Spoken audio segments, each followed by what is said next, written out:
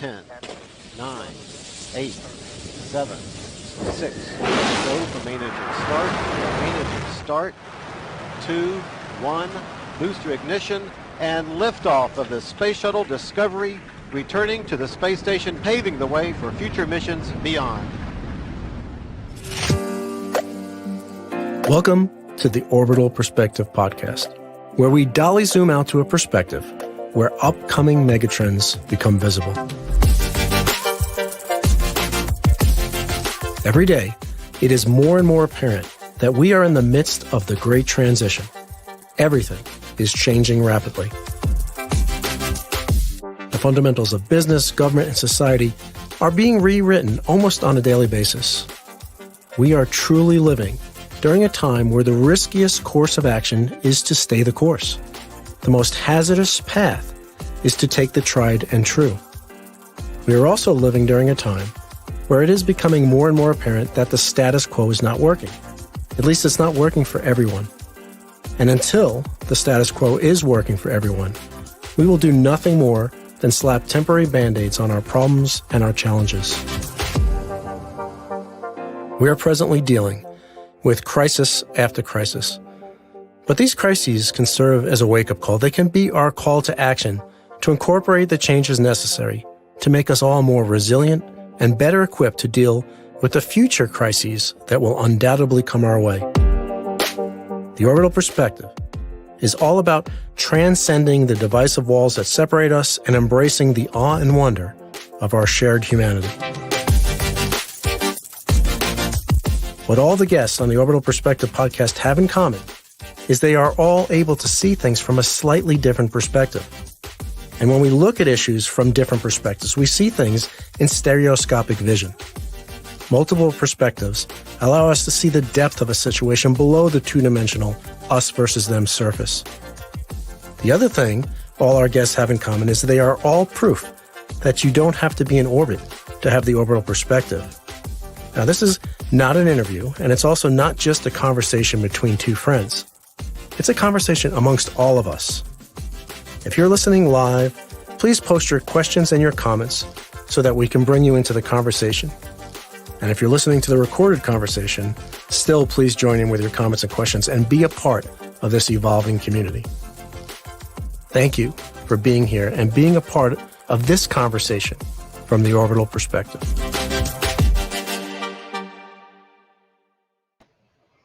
Hey everyone, welcome to this episode of the Orbital Perspective podcast.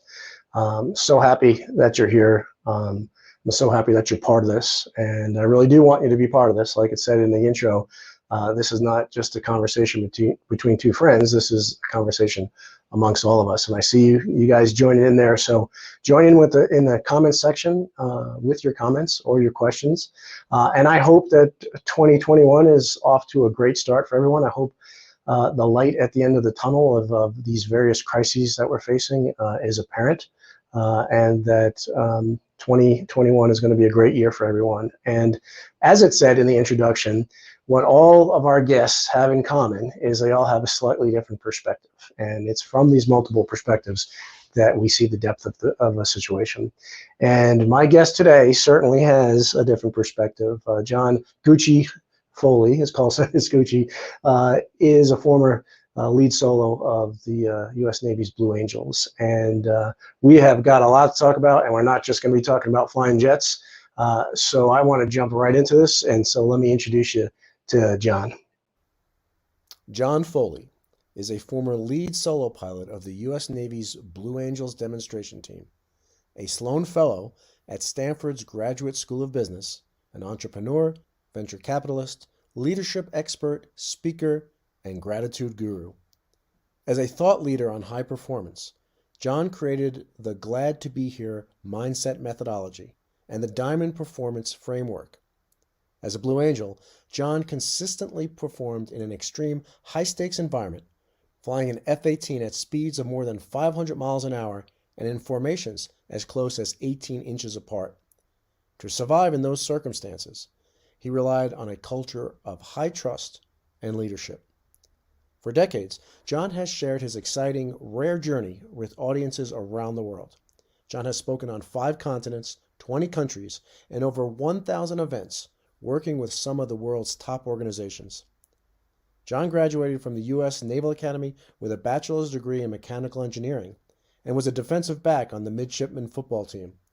He was chosen as a top 10 carrier pilot 6 times before becoming an F-18 instructor pilot. He holds a master's degree in national security and strategic studies from the Naval War College, a master's degree in management as a Sloan Fellow from the Stanford Graduate School of Business, and a master's degree in international policy studies from Stanford. John was also a fellow at the Stanford Center on International Conflict and Negotiation. As the founder of the Glad to Be Here Foundation, John and his wife Carol have donated over $2 million to over 380 charitable organizations around the world and sponsor children in 47 countries. Gucci. Agent, glad to be here, buddy. Hey, that's your slogan. That's your motto.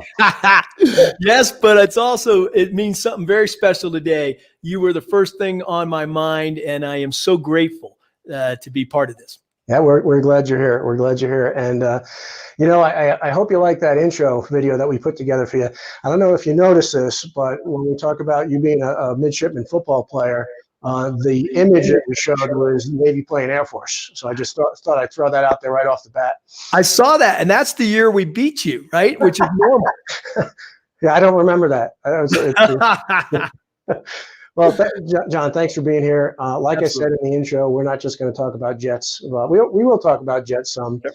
And I got to share a story. I don't think I told you this story, but when I was getting ready to graduate from high school, I had 2 goals in my life. Well, before high school, I had 2 goals in my life. I wanted to be an astronaut, and I wanted to be a Division I football player. And so, as graduation from high school approached, both of those things seemed like ridiculous dreams. So, first of all, the astronaut thing was ridiculous because this was after Skylab. It was before the space shuttle program, okay. And to some kid in New York, we didn't have a space program, so it was ridiculous to want to be an astronaut if we didn't have a space program.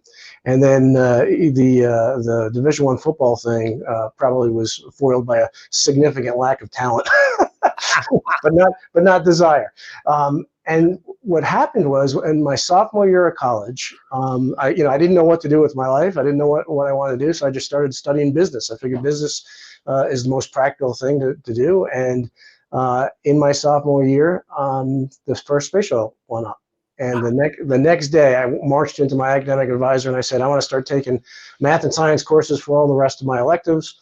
I ended up getting a degree in business early, and I packed up my car, a little beat up Fiat Spider that I called the Flintstone Mobile, because you could see the road going through the rusted out floorboard. And I drove to Florida. I enrolled in. First, I went to a bank and said, "Hey, how much will you loan me to continue my education?" The answer was $5,000. And so I drove down. I enrolled in Embry-Riddle to get a second bachelor's degree in aerospace engineering. Wow. And my plan was to either stay there until I ran out of money or until I got accepted as a pilot in the Air Force. To me, flying jets meant going to the Air Force. I don't even know if I knew that the Navy flew jets. That's how little I knew about things in those days.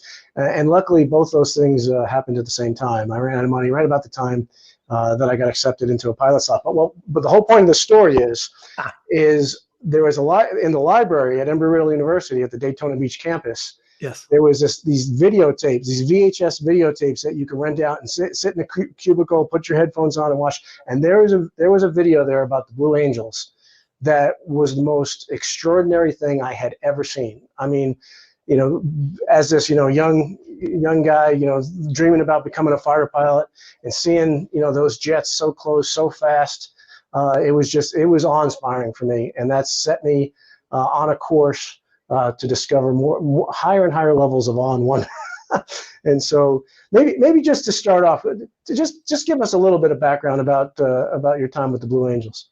Yeah, absolutely. I do want to acknowledge, though, that when I was a little boy, I had 2 dreams: one to be a Division I college football player, and the other to be an astronaut.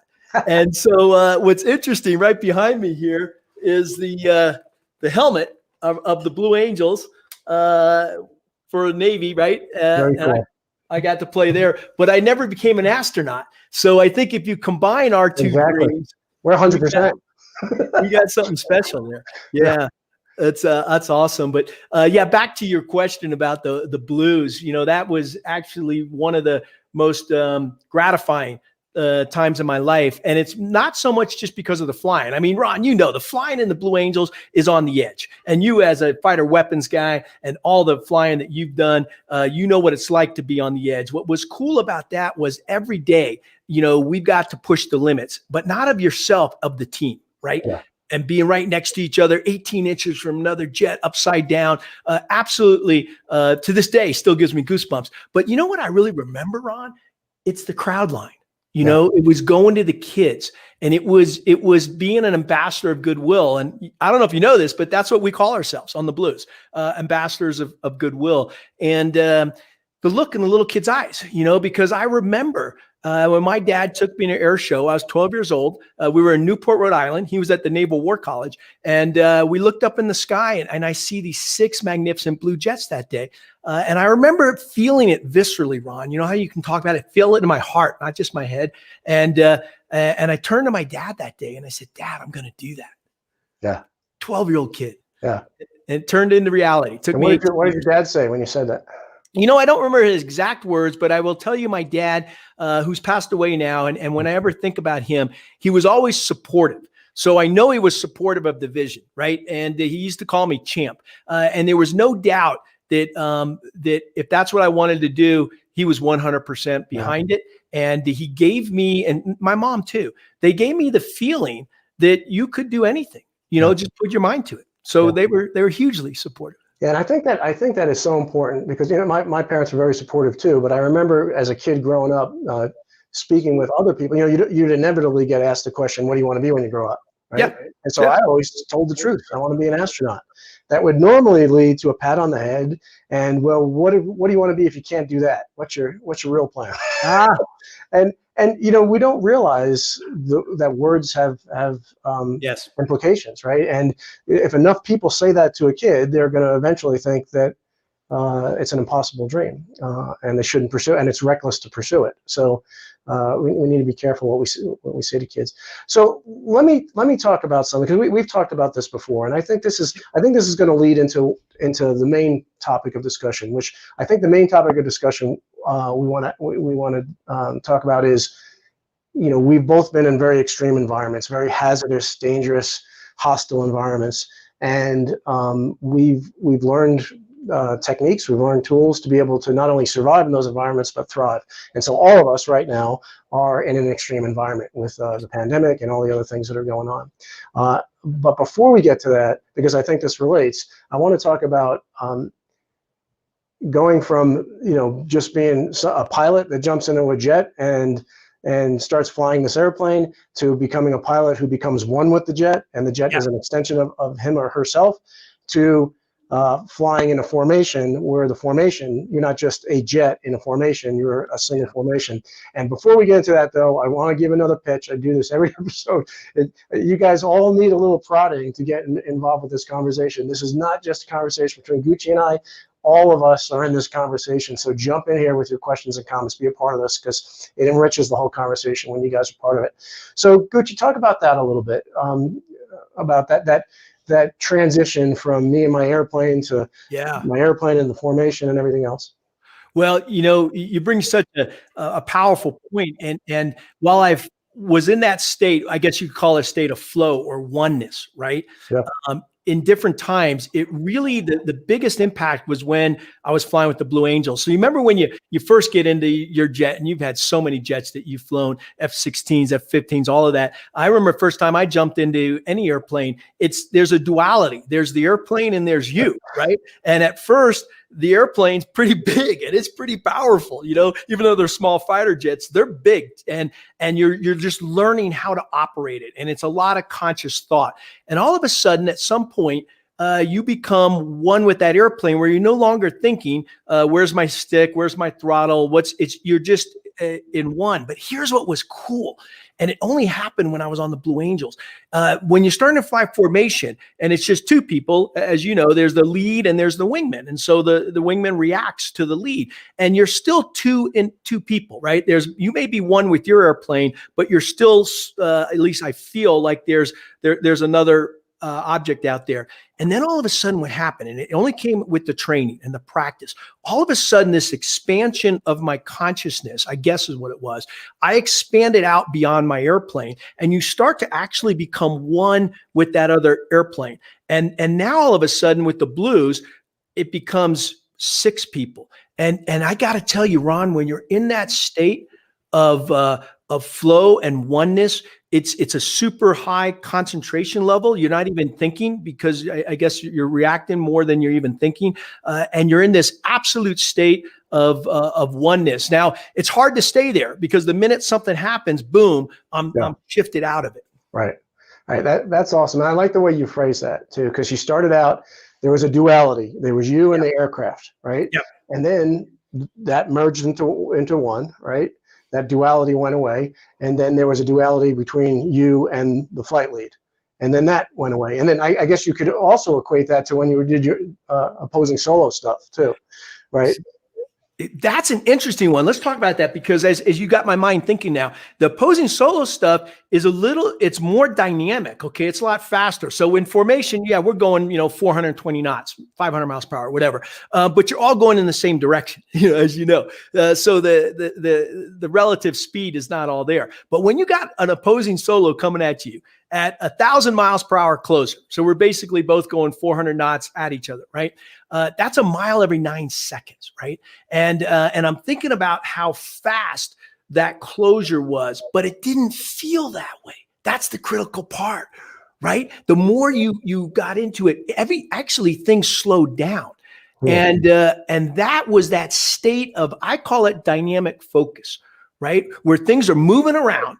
It's all moving around you. I mean, I'm missing radio antennas. I'm 100 feet off the ground. I'm making adjustment, situational awareness. Where's the sailboat? I'm over the water. Where's the bridge? Where's my opposer? All that is a state of flow. And you know what I noticed, Ron? And tell me what you think about this. Agent, by the way, I'm going to call you Agent from now on for this podcast, right?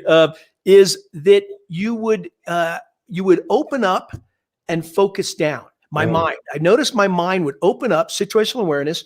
No, don't hit anything. Focus down. Where's my wingman? Open up, focus down.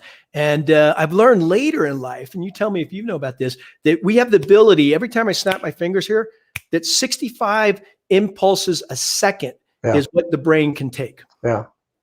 Yeah. And we've had this conversation before. So if your brain can process 65 inputs a second, right? That means there's a whole bunch of inputs your brain is not processing. That means you're getting a filtered, strained vision of reality. But when you start stacking different people into the equation, those blind spots overlap, right? Yeah. And so this is part of this unity of perspective, right? And of getting different perspectives, right? Because when we get different perspectives in the problem solving process in particular, those blind spots start to overlap, right? Or I should say the spots that we see start to overlap. And there's less and less blind spots. But going back to what you said before, it's interesting. In all my flying career, I don't remember ever having to pay too much attention to bridges and sailboats. Right? So one quick story here. So we're in San Francisco, right? And we use the center point is a Coast Guard boat between Alcatraz Island and the piers, right? And we do have an area, we call it the aerobatic box, where there's no boats allowed, right? But that's only a mile left or right or center point. Well, as the solos, you're out there at 3 miles getting set up, right? And so you're 6 miles apart. And I remember coming in distinctly over the Golden Gate Bridge, dropping down, rolling inverted at 100 feet, and then going, oh, there's a sailboat mast there. I need to climb about 20 feet. Boom, and then come down. It was amazing. It was just so cool to feel your mind click in that quick, right? It's a good thing you remember that to climb, you need to push, not pull, too. Exactly. Well, I'm glad you noticed that, because most people don't have that awareness. Here's what's interesting. I don't know if you knew this, but in the Blue Angels, and it's not in the Thunderbirds, because you, of course, have the side stick. In the Blue Angels, we had a stick in between our legs, but we had a spring on it. Okay. We actually connected a manual spring. You'd have to reach down, and it was, it was a modification on the airplane. You'd reach down and you'd grab this spring and you'd hook it to the stick, and you could adjust the tension on that spring. Basically, I would put 30 pounds of forward stick pressure. So for me, just to hold the airplane straight and level, okay, wow.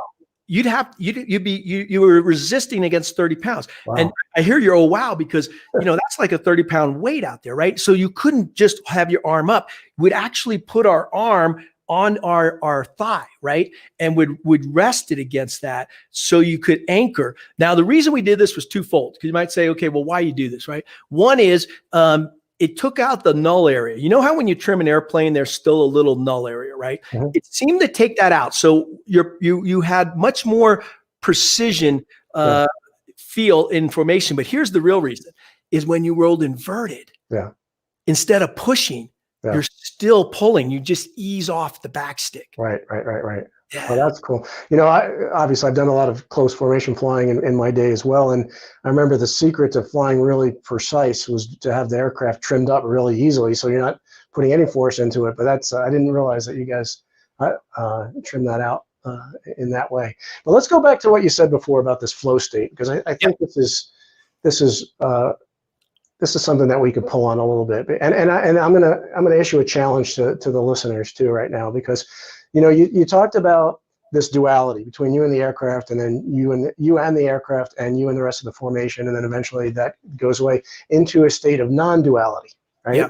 And so any philosophers out there that want to put some comments in about non-duality, and we may go down that path as well. But let's shift gears a little bit after I issue that challenge, and go back to what we really want to get to today, and that's how to not only survive but thrive in extreme environments. And maybe to start off, in your bio, you're a gratitude guru, right?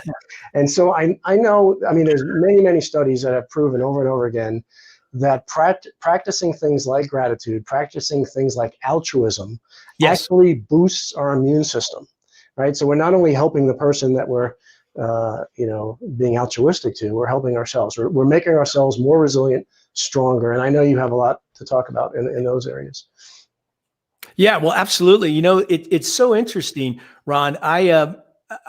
Gratitude has always been part of my life, but it became much deeper after I picked up on this saying I call glad to be here, right? And the first time I had heard that was in a Blue Angel debrief, right? And at that point, it meant, hey, you're just grateful to have the job, right? Yeah. To have the experience. I think about you in space and you and all the things you've done. We're grateful just to have that ability, right? But it goes beyond that, right?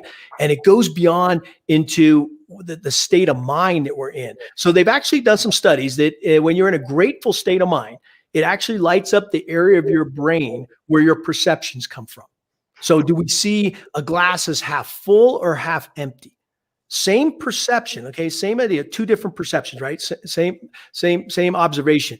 And then it turns out that when you're in a state of generosity, that area of your brain that lights up is the area of your brain where self-esteem comes from. So you see, you put those two together. When you're in a grateful state and generous, you see things others don't see, and you have the confidence to take the action. Yeah. That's innovation. That's oneness. And to me, that's the key to gratitude. So I have a practice every morning. We can go into that. How do I stay in that state? Yeah. On the space station, the space station, the International Space Station, is an incredibly wonderful place to live. It's a very, very challenging place to work. And there were times on board where, the whole crew was getting really, really frustrated with just even simple things.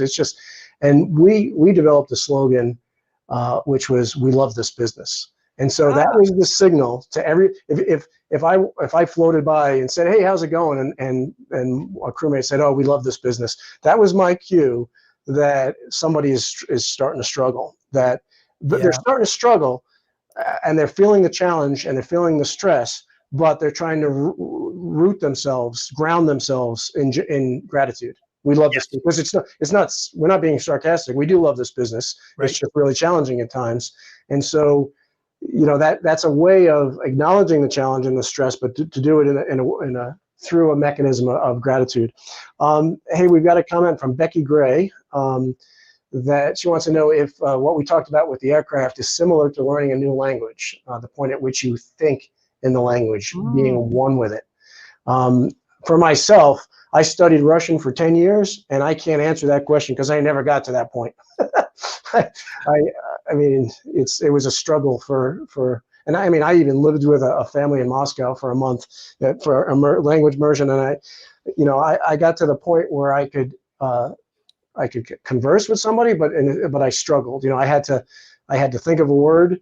If I wanted to say something, I had to think of it in English and then translate it into Russian. And if I had straggler words from different languages, I had to kick them out. So it was. I never got to that point. I don't know if you have any experience with that. Becky, I think great comment, because I believe that's a great analogy. But just like Ron, I never have gotten to that state of where I'm actually, whenever I try, I have to think about it in English first and then translate it, right? And so I'm not into that oneness state. But it was interesting. I was just listening to a webinar about a poet, and he said that he actually could speak like 3 different languages, but actually, as you said, Ron, immersion was in South America. And when he actually became immersed in the culture, his actual poetry changed.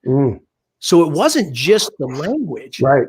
The way he expressed himself changed. Yeah, it changes the way we think. I mean, there's that really great movie Arrival that talks about the power of language, right? I highly recommend that movie if you haven't seen it, with Amy Adams. But let's go back to the extreme environment living, and what kind of advice can you there's a lot of people, maybe people that are listening right now that are struggling. Everybody's probably sick and tired of just the disruptions to our lives. We can't see our friends and spend time, and there's people that have kids that haven't seen their parents that haven't seen their kids, grandparents that haven't seen their grandkids. There's people who have lost jobs. There's a lot of people facing financial problems. Obviously, there's a lot of people dealing with medical issues.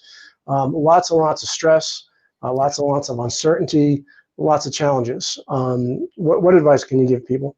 Well, the first thing, and it goes back to what we talked about earlier, even in all these challenges, trying to find something positive, trying to find the good side in things. So for me, every morning, Ron, when I wake up, I do what I call my glad to be here wake up, which is I've trained my brain so that when my eyes open up, the first thought that hits my head is, what am I grateful for? Instead of what are all the challenges that I have out there? And it's a training though, because initially your mind's going to defer to those threats, right?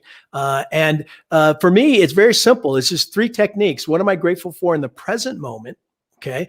For today, this morning, woke up, I'm in Sun Valley. In fact, it just snowed last night. And so after this event, I'm going to go skiing, by the way. But my wife's already out on the mountain. But anyhow, so what am I grateful for in the present moment? Okay. Number 1. Number 2, though, here's what I've learned. This is a very good technique. Go back in your past. Now, for me, I just go back 24 hours and I say, what happened yesterday that we have something to be grateful for? And you know what came in my mind, Ron, was our prep call for this. We live our model, right? You prepare and you get ready. And I thought, thank you, agent, for the time you spent getting us prepared, right? And I just rehashed that in my brain. And then here's the last thing. I go forward in my day and I say, how can I serve?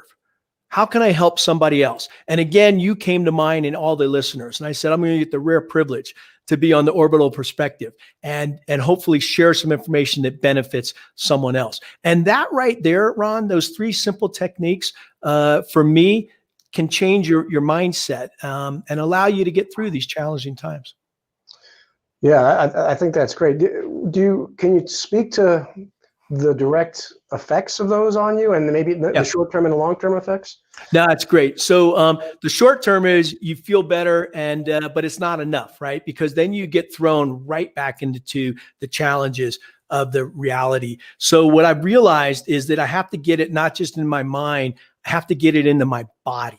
Right. And so what I do is I every morning as part of my morning routine, and I would suggest everybody should have, I'm kind of curious to see what your morning routine is, a routine to get yourself into this high performance zone. So one is it's gratitude. That only takes a couple of minutes, right? Then I do have a focused awareness exercise that I do. Usually it involves some sort of visualization or meditation. We can talk about that. But then I go outside and I get some movement in my body, and I've trained myself. So today it was 22 degrees. I walk out, I'm standing in the snow, and I'm in my bare feet, pair of shorts, right? And I actually do a stretching routine. It's actually a bowing routine where I get the movement, the energy flow in my body, but I'm in a cold state. So I have to take my brain and say, it's not about the cold. It's about the inner, the inner body. How am I bringing heat to my inner body? And then I use a hot bath to get me back, because sometimes my hands are all red and my feet are cold. But I do those things every morning,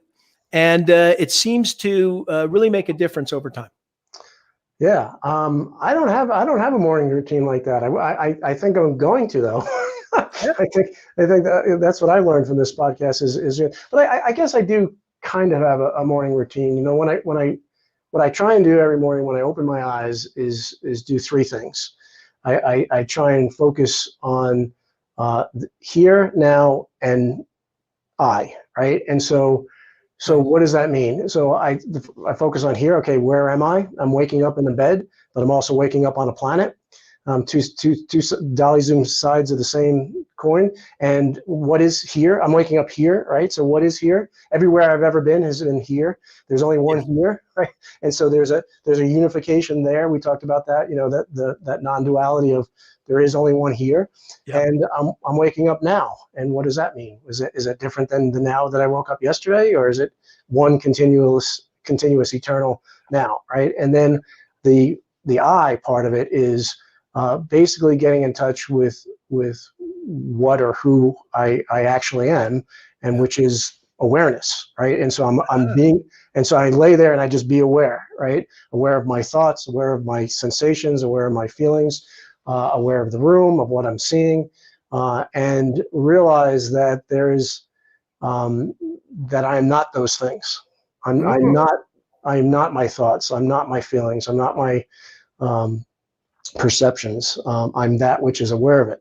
And if you're grounded in that every day, then a lot of things, because we're talking about trying to overcome extreme environments, overcome adversity and challenge.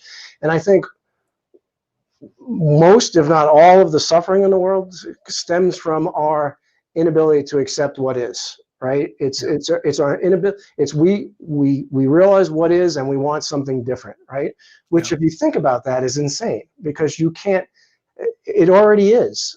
So what is right. So you could think about, well, I want to change it. I want to change it, but you change it with what you do right now, right? And so you don't change it with something you do in the future, because you can't do anything in the future. I don't know if that's making any sense, but when you're grounded in the present moment, and I know that's kind of a cliche these days, but it really is fundamentally true. I mean, it is the truth of how to go navigate the world. You made me think of something. I'll share this with your audience. So, what is this? As I hold it up, what is this, Ron? A pen. Looks like a pen. Right. Yeah. Now, if I handed this to my dog, and by the way, we're getting a Rhodesian Ridgeback. We'll see when he hits it. What would my dog do with it? He may chew on it. So I know that not, if you didn't see it, I put it in my mouth. It could be a chew toy. So to the human, I see a pen. To the dog, it's a chew toy. Here's the question: who's right? Yeah. Right. And so here's the thought process. Is the penness, this thing that you say a pen, is that coming this way or this way? Is it coming from me or at me? What do you think? Well, again, here, the penness, is that pen going this way or is it going this way? The penness. I think it's coming from you. Yes. Okay. So it has to. Because if it was the other way, the dog would see it as the same thing, right? Yeah, everybody would see it as the same thing. So I guess the key, the reason I bring that up is that's, I think, what you were talking about, this consciousness. Yeah, right. And I love that I am statement. Who am I every morning? What is that? What is that? And can you expand that consciousness where we're not dual? It's not, Agent and Gucci. It's just it's oneness. Yeah, and I think the lack of that, the lack of really being rooted in who you really are, is the cause of all the challenges and problems on our planet. Because Yep. we tend to defend what we identify as ourselves, and if Yep. we identify our political party or what news channel we watch or whether or not we wear a mask or what country we live in, what color our skin is, as who we are, then we're going to defend that. If we are something other than that, if we don't put, it's okay to belong to a particular group. It's okay to feel an affinity for a particular group, but if that defines your ultimate identity, that's where the problem is, and that's where we get into this polarization and this divisiveness. Yeah. Well, I think that real quick back to this, because I didn't finish it. The cool part about that analogy is the potential is there, right? We have unlimited potential. And that's what I think you were just talking about, is because how we perceive something is coming from us. We have unlimited potential to make it whatever we want. Yeah. There is no pain. Exactly. Yeah. No, exactly. There is no spoon. Hey, let's talk about cross-check. You're 18 inches from another jet. You're flying 500 miles an hour. You got sailboats going by. Or it's a combat situation where you're 100 feet off the deck. You got missiles coming at you. You got enemy aircraft. You got a ridge line in front of you that you got to hop over. So let's talk about how we process overload of information. I'm going to pop up a comment here from Rumora. What is your opinion on handling information overload we have currently in our lives, that we have currently in our lives? Social media has placed us in a sort of cockpit that sometimes, for some, seem to pose difficulty in interpreting a correct situational awareness of society and reality. What a great question. Gucci, what do you think? Yeah, well, it's huge. The first thought that came to my mind was the heads-up display, the HUD, taking all that information that we had, all our sensors, radar, all the things that coming at you, and they projected it up into something that was clean and focused, right? So you knew what the most important things are. So being able to block out those distractions. So that was one technique that we had in the airplane, but I think the technique in your own self is even more important, right? How do you block out all those distractions that are coming at you? And so I love the idea of the cross check. You brought it up, right? The idea of having a wingman too. I'm checking someone else's six, but I'm back to what I need to do. That ability to go in and out of that situational awareness, focus, open up, focus down. Right. And I think that, that's the key. And I love the question, because the social media and all these other elements, we're bombarded. How do you know what to trust? And so I like this ability to focus down and open up. Yeah, and I think that pretty much everybody is facing information overload. And part of the reason why we're facing so much overload is because it is a moneymaker. So there are the folks who control the communication channels make a great deal of money by basically feeding us what they think we want to see, like capturing our attention and holding our attention, right? And so what that means is, depending on what your starting condition is, what path you started down, you're going to get a completely different feed, a completely different story than somebody who went down a different path, right? And then we get into trouble when we identify with those stories, right? And then we can't have a rational conversation across those two different paths because they're seen as an attack of our identity. And I think some of why that's happening is just, it's a mechanism for companies to make money. But I also do think that there is some level of intentional polarization, intentional divisiveness that's being put out into the world, again, because it maintains status quo, divide and conquer type of thing, and those in power and those who have the resources to do that want to make sure that status quo is kept intact. And so to answer, one of the ways that I would answer the question is to take note of what's happening when you're getting bombarded by information. Try and discern the nature of that information. Is it divisive, polarizing information, or is it unifying information? Because those people that are pulling the strings, the big companies that are vying for our attention, those people who want to keep us divisive, want to keep us polarized, they are completely 100% depending on us cooperating with that. The actual power lies with us. And so when we see a bit of information and we ask ourselves a question, is this a unifying piece of information, or is it a divisive piece of information? If it's a divisive piece of information, it's probably manipulation. You are probably being manipulated right now, and you need to take a hard look at it and see where it comes from. And nobody can fact check everything that comes across, but if we're going to share something, if we're going to put something out into the world and say, I agree with this, I think this is true, then you have the responsibility to do some serious fact checking, and see if you want to put something divisive into the world or something unifying. I love your advice. I was thinking about the idea of, if I'd rather be for something than against something, right? Mm-hmm. So the unification of what am I fighting for? What am I trying for? The other thing that hit my head for this question was the president of USC. I was at a conference, this is years ago, and he was talking about think gray, and the idea here was that there's not necessarily black and white. And try to stay in the think gray zone for as long as you can to get your impression of where to make your decisions, right? And what's interesting is he said for an experiment for 1 month, he absolutely had no outside news feeds, okay? And if you think about it, that's crazy. How are you going to turn yourself off for a month? But here's what he did. He wouldn't look at the internet. He wouldn't look at newspapers. This is back a few years. But he asked people. So someone said, hey, look at how are you going to stay up to speed on the world events? He goes, oh, well, tell me about that event. There was a big snowstorm in New York. Tell me about that event. But here's what he noticed is he knew the bias of the person who he was asking. And he didn't know the bias of the news feed. And so he was able to ascertain over time. Yeah. Yeah. When you said black and white and gray, what I heard in the gray part is complexity, right? Okay. Black is simple, white is simple, gray is complex.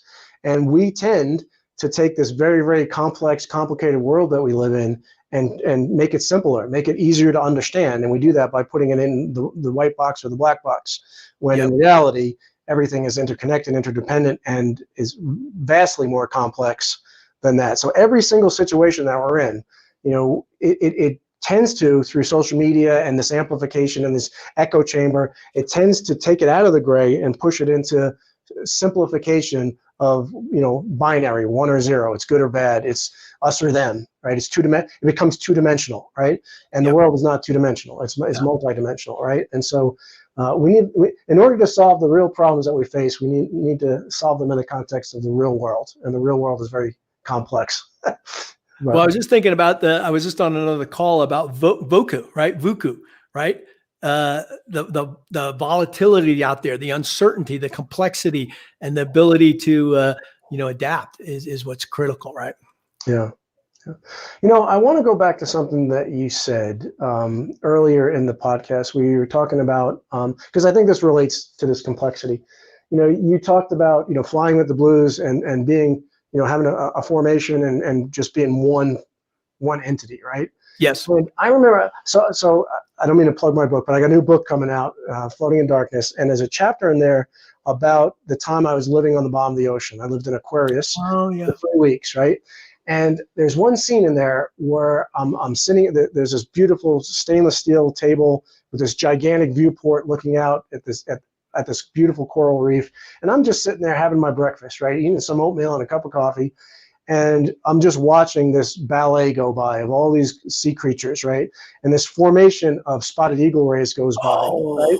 And 6-foot wingspan, it looked like the blues going by, right? The type formation, wingtip to wingtip, long stingers. It looked like a futuristic formation of stealth bombers or something going by, right? But there was clearly a lead, and the others were following. When one turned, then the other would turn. It just looked like the Blue Angels. Yeah. But then I saw like a school of about 100 smaller fish, right? Yeah. and they did not have a leader. They all, when that school of fish decided to turn, they all turned at the same time. Yes. It was like some kind of linked consciousness, this intricate mesh of they were functioning as I couldn't see the leader. I couldn't see somebody turn, then everybody followed. It was like all of them simultaneously turned at the same time. And so I spent a great deal of pondering on that. And it was it's basically a superorganism, right? It's individual fish acting as one superorganism. And humanity is a superorganism, whether we realize it or not, right? And we have the technology to back that up too, because when you consider a human brain and the complexity of a human brain, you can't just consider it within the confines of one cranium, right? Because all the human brains are linked at the speed of light by things like the internet and everything else. And so I'm on the University of Colorado campus right now, and it's a beautiful day. It's like in the 60s. It's absolutely gorgeous today. And so I walked here, and the whole way I was walking here, I was thinking about the word interconnected. And we live in a very interconnected society, but and that's true, but it's really, really an inefficient word. It's a partial word. It's not that we live in an interconnected world, it's we live in an interdependent world. Yes. Right? We need to take it one step further because everything affects everything else, right? And we need to realize that and realize that words have implications, our actions have implications, our thoughts have implications. So just thought I'd throw that out. Well, I love that. And what hit my head was the idea of that's why it's so important to give, right? To be part of the solution. We're all interconnected. We're all together. So one of my mantras that I'm saying almost every day is the idea of learn, grow, give. And I realized I had them in the wrong order. It's really give, learn, grow. And they're dependent on each other. Yeah. It's amazing. Yeah. So extreme environments. Yep. Let's go back to that because I think people are really going to want to hear that. And I think since we hadn't seen any comments on the non-duality, I think we're going to save that for our session that we're going to do after this live session. Okay. We'll talk about that. Yeah. But let's there's physical danger, right? I mean, so people are faced with psychological danger and physical danger. Yeah. And I know through your career, you faced a lot of physical danger. So let's talk about physical danger, for instance. And what do you have any tools or techniques that people can use just to go to the grocery store? Yeah, I think what it was one of the things I learned, whether it was landing jets on aircraft carriers or flying with the Blues, was this idea of have a game plan, right? Have a vision, but have a way to execute. So I live on what I call the debrief. We can talk this a lot too. Always learning from what has happened before, right? So I think about this idea of physical danger. Well, go into it with preparation and focus.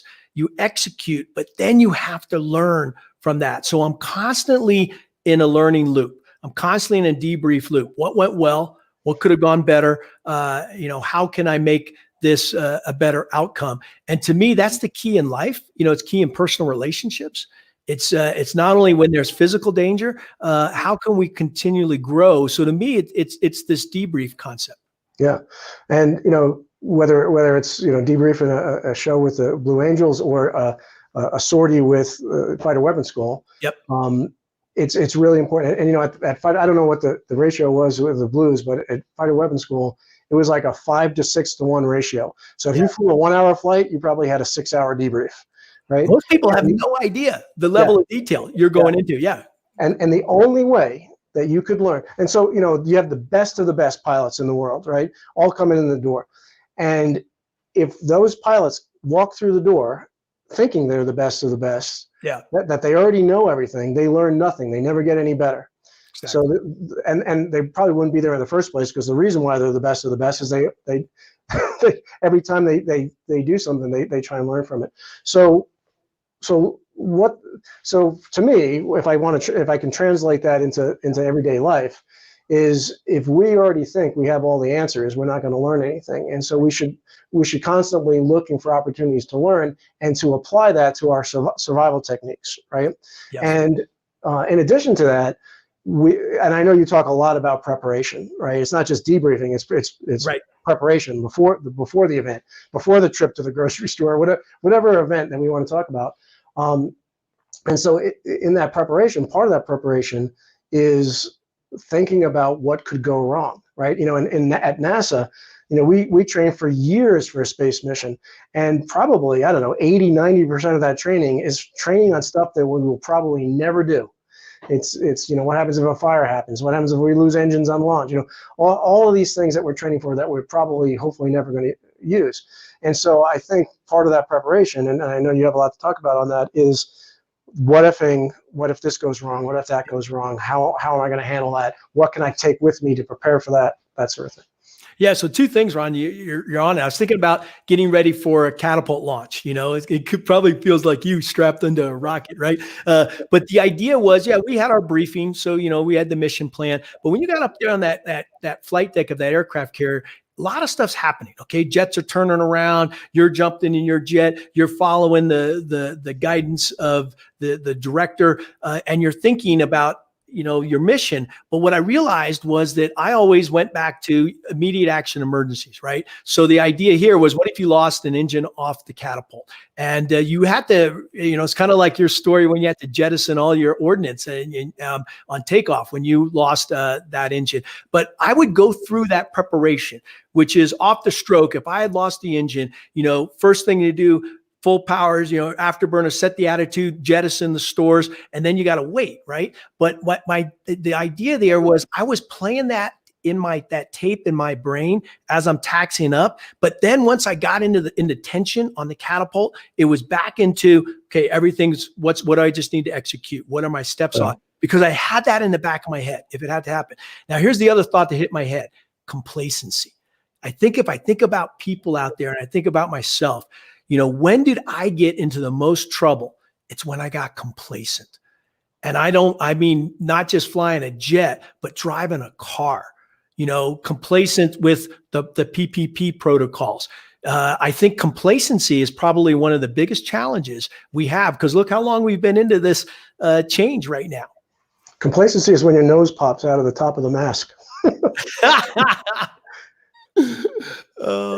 Gucci, let me pop up this comment right here because it's from Eshkir. I hope I said that right. But really, what this comment is about: how do you focus breaking down the complexity of our daily life and work life? And maybe maybe if I could start just to throw out some food for thought is, you know, we live in such a complex world that there's no way at our 65 inputs per second that we could possibly process all of that, right? And never mind control it. So we all want to control everything, right? We want to be the masters of our destiny. But I think part of the first step to being able to take all this complexity that's all around us and break it down and be successful in this extreme environment is to focus on the things that we actually have control over, not the things that we don't have control over. And there's a lot of people that get so involved with thinking, you know, ruminating, thinking, trying to act on things that they have no control over, that the things that they actually do have control over miss out. So any thoughts on that? Yeah, you know, I was thinking about a Blue Angel Air Show real quick. I was speaking at Stanford Business School not too long ago. They always bring me back, and this question came up. You know, how do you take an incredibly complex evolution and break it down to its simplest parts and then build it back up? Physicists do this, right? Mm-hmm. And so I was thinking about the air show. You know, we have multiple things going on. You have 4 jets in a diamond formation. They're going to be 5 miles crowd right. You have the 2 solo pilots. They're individual out there, 3 miles crowd left, 3 miles crowd right. And there's this coordination and there's this synchronization that needs to come in. Every minute we put a different maneuver in front of the audience, right? Then you have all the people on the ground. And I'm thinking about your space launch and all the support systems that are part of this, right? So a very complex situation. But what we would do is we would map that out on the ground. But once you got airborne, I was focused just on my role, my task. What is it that I need to achieve, right? And for us, I'll give you a very simple thing. I would come up on the radio and I would say to my opposing solo, Thumper, I'd say, Thumper, are you ready to take a mark? Because we're trying to coordinate the next maneuver. And we had a contract that basically if he was not in position, he could say no. Now, 99 times out of 100, he was in the right position. But that one time he wasn't, I needed to know. So if he said no, we had 5 seconds was our backup plan. So I'd say standby market, boom, we'd hit our stopwatches. The next focus for the next 20 seconds was simply this: get to your 3-mile checkpoint, be on altitude, on airspeed, on time.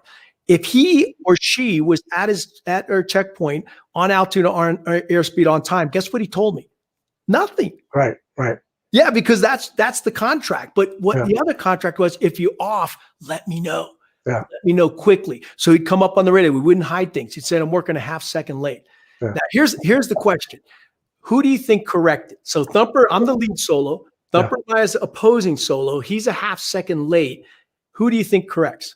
Well, I mean, common sense would say that Thumper would, but I because you're asking the question, I'm going to guess you. Yes, in this case, because why? I have more experience, even if it's just 1 year, right? I can make those timing corrections better. So our contract was, you stay consistent, half second late. Okay. I'll make the correction. We're back in sync at 2 miles, right? And then we keep coming in. Now, the other thing is that I think about these verbal contracts, and this is how it can help people. Why it's so powerful is my verbal contract to Thumper was, I'll be on the flight line. And by the way, the flight line, remember, we're coming at each other, posing, right? Is not the runway, but is the inboard edge of the left painted stripe on the runway, right? I'll set the altitude because the lead solo will set the altitude, and I'll make all the timing corrections. You, my teammate, have one job: miss me. Yeah.